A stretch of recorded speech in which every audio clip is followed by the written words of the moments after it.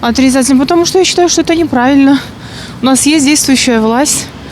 Вот. И какие забастовки, какие, что кому не устраивает.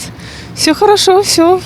Вас устраивает? Меня устраивает все. Зачем бастовать? Что с этого сменится? Ничего же это не сменится, только делают хуже. Видите, что делается? Тут и так, а то и вирус.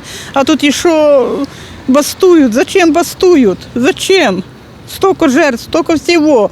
Зачем? Я лично против этого всего. Я как бы не выхожу на эти мероприятия, но я думаю, что то, что люди выходят, они таким образом просто показывают именно свою позицию.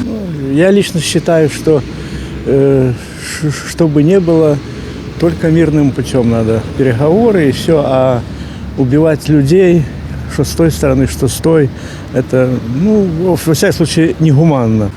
Партии надо, чтобы не было однопартийной системы. Вот это надо.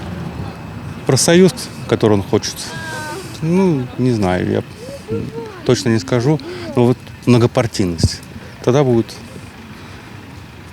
каждый выбирает свою партию, и каждый за нее, можно сказать, борется. И парламент будет интереснее, и все будет интереснее, и политика будет интереснее.